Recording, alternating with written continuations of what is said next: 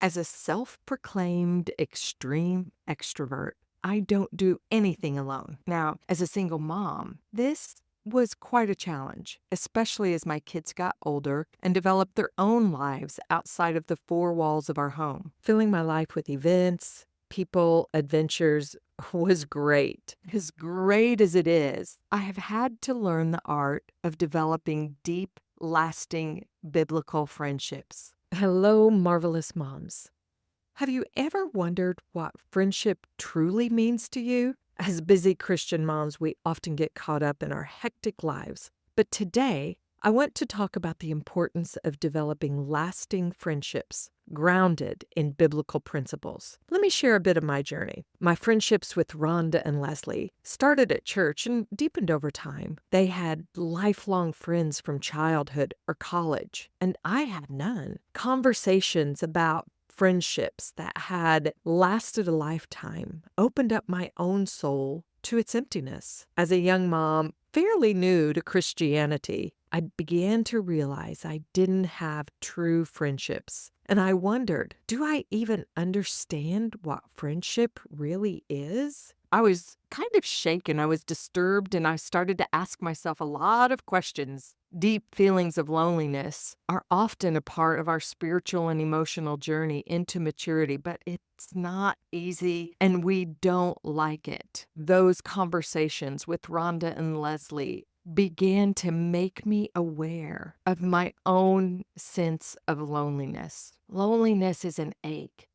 It can be detrimental to us emotionally, mentally, spiritually, and even physically. Feeling lonely in different seasons of life can serve as an invitation into awareness, like it was for me. But it is the ongoing feeling that can lead to lifelong emotional and physical ramifications. Now, Mom, perhaps in the midst of your crazy, busy life, you too feel that tinge of loneliness. Maybe you've felt it for years. Marriage, kids, activity, even a glass or two of wine at the end of a day hasn't removed that ever increasing awareness that something is just not right in your soul. Our nation is at an all-time high in this loneliness epidemic, and that's what I'm calling it. Authentic friendships can help us dig our way out of this dark, deep pit, or keep us from even going there. Perhaps you've felt this ache of loneliness over different seasons of life. Perhaps now you are in a season where you are feeling that pit of loneliness and you're trying to find your way out. And perhaps, my beloved friend, these pangs of loneliness are simply an invitation to friendship with Jesus. Okay, Mama, total transparency here.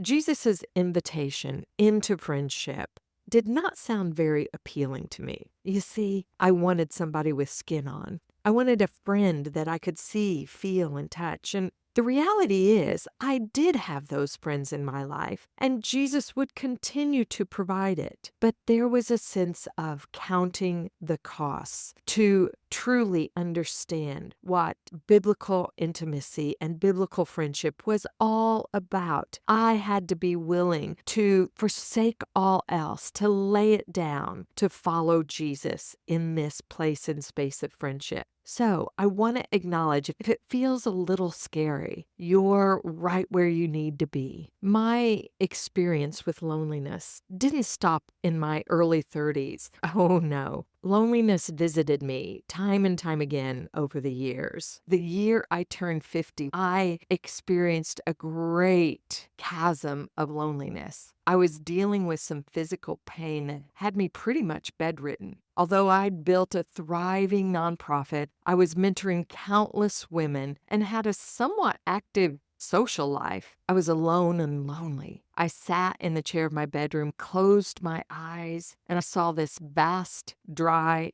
desolate desert before me. I sensed that the Lord was inviting me into this wasteland. Really, I just wanted to run the other way. But I had had enough experience following Jesus. I knew he would be faithful. I decided to embrace loneliness and find him in that desert of my soul. I want to pause, ask you a question. When is the best time to plant a tree? The best time to plant a tree was 20 years ago and today. What 50-year-old lonely Misty realized when she said yes to the invitation of the Lord was that God had planted a tree. And I want to be so bold as to say God had planted an orchard. Almost 20 years earlier, that friendship with Leslie and Rhonda, those conversations opened up my soul to receive the planting of the Lord. God had been at work in the deep places of my heart. He had been teaching me how to be a friend. He'd been showing me what authentic biblical friendship was, and most importantly, who He was as my friend. I'm Misty Hughes, seasoned mom mentor, women's transformational life coach, and author of the 30-Day Transformational Gratitude Journal, which you'll receive free when you join my 6-week group coaching cohort called the Transform Mom. There's a link in the show notes where you can learn more. Beloved, I'm on a mission to work alongside God in building healthy, happy families by sitting with women like you and unpacking the suitcases of your soul. Today, we'll explore biblical friendships. I'll share some nuggets of gold from my own heart in hopes that you too will find your friendship oasis. If you find yourself lonely, running from loneliness, or aching for deep friendships, you're in the right place. Remember, the biggest life lesson I want to incorporate into mom-to-mom mentoring is simplicity. So here on Mom-to-Mom Mentoring, my goal as your mom mentor is to keep it simple. On each episode, we're going to focus on one thing. Yep, just one thing. An idea, a strategy, or tool to help you become the best version of you. And today's one thing is all about God's desire to be your friend, and through Him, how you can discover and cultivate true, authentic friendships. We're going to unpack just some practical tips for building and maintaining these meaningful friendships, especially for busy Christian women like you. Are you ready? Let's dive in. How many friends do you have on Facebook? How about Instagram or TikTok? Unfortunately, these pseudo connections have only contributed to the dark plague of loneliness. It really is literally killing people before their time. The reality of loneliness is more hazardous to your health than smoking 15 cigarettes a day or drinking 6 alcoholic drinks a day. It is affecting your mental, emotional, and spiritual well-being. Studies have shown that people who use social media for more than 2 hours a day are twice as likely to feel socially isolated as those who use social media less than 30 minutes a day. A 2022 study found that when people were asked how close they felt to others emotionally, only 39% of adults in the U.S. said that they felt very connected to others. Recent surveys have found that approximately half of U.S. adults report experiencing extreme loneliness. What does friendship look like?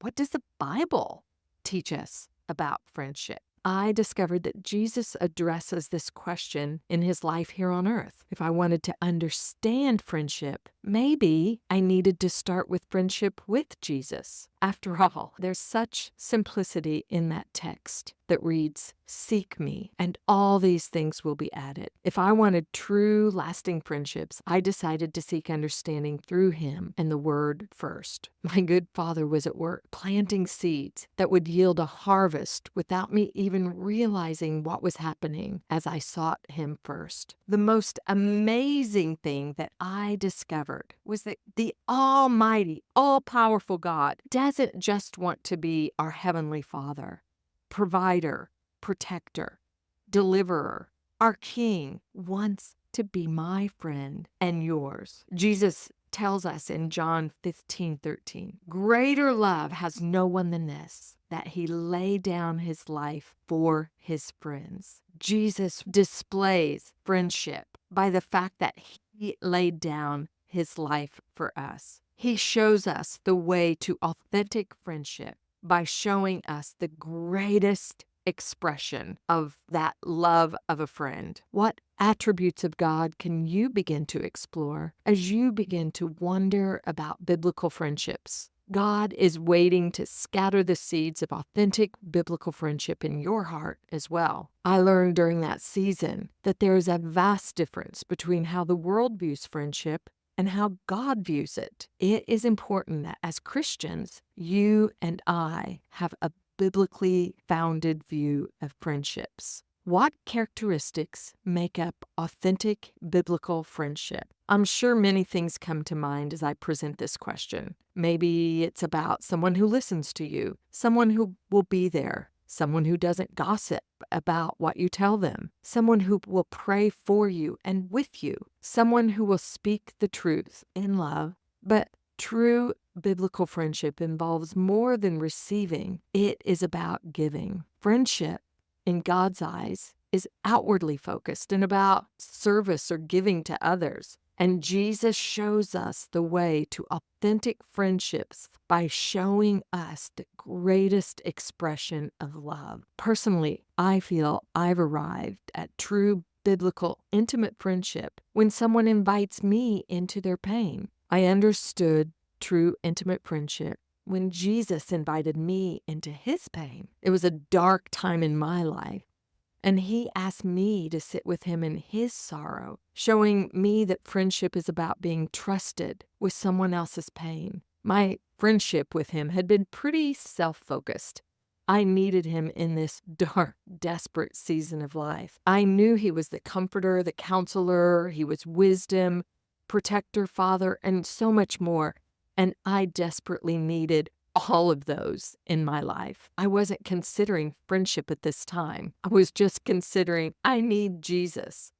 One night, in the midst of the grief and darkness, feeling deep anguish, my heart literally broken, shattered, crushed, and beyond repair, I heard a whisper. It wasn't a literal whisper, but in my heart, I sensed the presence of Jesus in his voice. He said, "This is how I feel when those that I love, those that I died to save, betray, reject, and abandon me. Come sit with me in the crushing of my soul. Watch, pray, and cry with me." Oh my gosh, even now I feel the heart of Jesus. Jesus wants a friend. He wants a friend that is willing to feel the pain and sorrow that he feels. It's not just about me and what I can get. It's about the desire for intimacy that he has. Jesus wants to share the love of the Father with us, but not just those happy, bubbly emotions. He wants to draw us into the sorrow and suffering that he feels. That is friendship. When facing a crisis, most of us want moral support from others. And Jesus was no different. He says to his friends, "My soul is overwhelmed with sorrow to the point of death." And he invites them, "Stay here and keep watch." Even Jesus calls on his dearest friends, the people closest to him, for help right before the ultimate sacrifice he would make, dying on the cross, laying down his life for his friends. He never asked them to take away his pain. You see, true friendship is when someone is able to trust you with their pain, not in order to fix it. Friendship invites into sorrow. As I've been working on this podcast, I received a text from a beloved sister. It said, "My heart hurts. I feel the ache. My heart hurts too. I want to share in the sorrow with her. I can't fix it, but I can watch and wait with her." And that's what I'm honored to be considered worthy to share in her pain. I know she will find her way out, but I'm not demanding her to do so. And I don't get weary of her sorrow. I consider it an honor to have the opportunity to walk out Philippians 2:4 with my friend. Let each of you look not only to his own interests, but also the interests of others. And 1 Thessalonians 5:11, encourage one another and build each other up. In the eyes of God, friendship is outwardly focused. God desires to be your friend, and through this pursuit of friendship with him, he will plant seeds in you that will lead you to discover and cultivate true, lasting friendships. If you're the kind of woman that needs a little more instruction, Here are a few action items that you can incorporate that will open your heart to receive the planting of the Lord. First, consider a little one-on-one time with your friend Jesus, not to receive comfort from him in your sorrow, but to share in his sorrow. How can you love Jesus in this way? Just clear away time for a coffee date with Jesus and ask him. He's looking for friends to watch and wait with him. You can also consider reaching out to one person in your life this week. Make an intentional effort to connect deeply, whether it's through a heartfelt conversation, offering some practical help, or simply just spending quality time together. As we wrap up today's episode, I want to remind you that you are not alone in this journey. The ache of loneliness can feel overwhelming, but God desires to be your friend and to help you cultivate meaningful, lasting relationships. You've got the power to start receiving those seeds right now. God is the master gardener. He plants the seeds. We simply open our hearts to receive them. If today's episode resonated with you and you're ready to transform your life, I invite you to join the waitlist for my next 6-week Transformed Mom cohort. This is a special opportunity for you to connect with other like-minded women who are also on this journey to build healthy, happy families and discover the true beauty of biblical friendships. I limit each cohort to just 6 women so that we have plenty of time to tend to each other's hearts and journeys of transformation. In the Transform Mom cohort, we will unpack the suitcases of your soul together. We'll explore and replace the burdens you carry with love, support, and the truth that God has for you. It's a safe place to grow, learn, and develop the authentic friendships your heart longs for. Don't let loneliness linger any longer. Take this step toward a more fulfilling, connected, and joyful life.